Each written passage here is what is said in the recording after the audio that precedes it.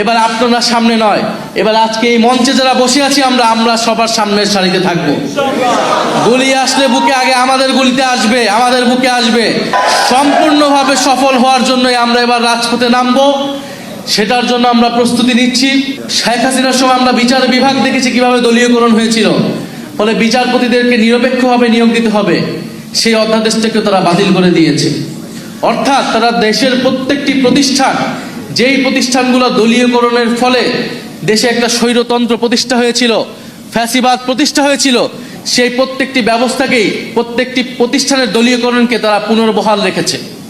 এটার মাধ্যমে তারা এটাই বার্তা দিতে চায় যে তারা সংস্কারের কথা, জুলাই সনদের কথা, জুলাই গণঅভ্যুত্থানের কথা মুখে বলবে কিন্তু অন্তরে ধারণ করবে না।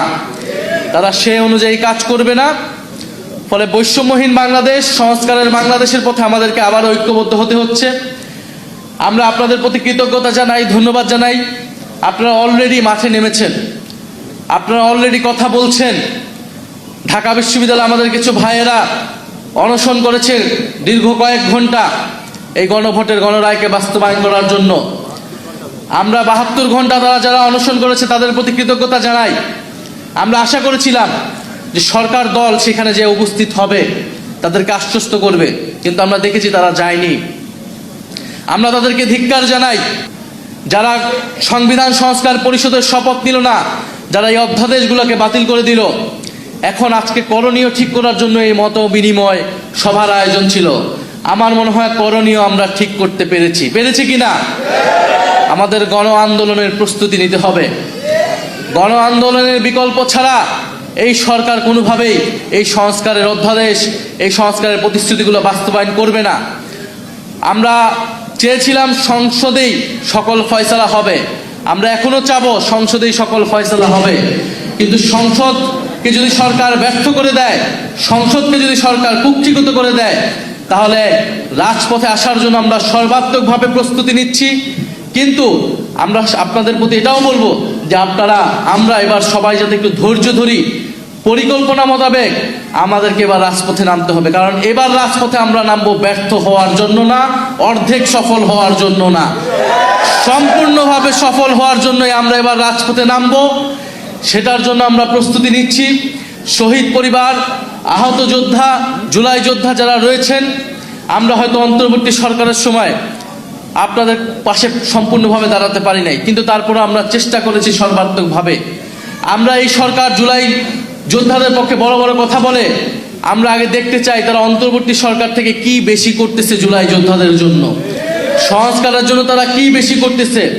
জুলাই অধিদপ্তর সেটা অন্তর্বর্তী সরকারের সময়ই করা হয়েছিল। জুলাই শহীদ স্মৃতি ফাউন্ডেশন যারা অন্তর্বর্তী সরকারের সময়ই করা হয়েছিল। সবগুলা জিনিস অন্তর্বর্তী সরকারের সময় তারা সেগুলাকেই কিছুটা বাস্তবায়ন করার চেষ্টা করছে, অনেক জায়গায় সেগুলোতেও তাদের অনীহা দেখা যাচ্ছে। ফলে আপনাদের প্রতি আহ্বান থাকবে, অনুরোধ থাকবে, আমরা আবারও প্রস্তুতি নিচ্ছি, আমরা আবারও ঐক্যবদ্ধ আছি। আমাদের দল মত নির্বিশেষে, এটা কোনো দলের বিষয় না, এটা কোনো জোটের বিষয় না, এটা বাংলাদেশকে রক্ষা করার বিষয়, জুলাই গণ অভ্যুত্থানকে রক্ষা করার বিষয়, জুলাই শহীদদেরকে তাদের যে রক্ত, সেই রক্ত যাতে ব্যর্থ না হয় সেই উদ্যোগের বিষয়। এটার জন্য আমরা সবাই ঐক্যবদ্ধভাবে থাকবো। আজকে আপনারা যারা উপস্থিত হয়েছেন সবাই হয়তো কথা বলতে পারেন নাই, কিন্তু যারাই কথা বলেছেন সকলের আমরা সমান স্পিরিট দেখেছি, সবার কথা বলার, সবার মনের ভাষাটা আমরা বুঝতে পেরেছি।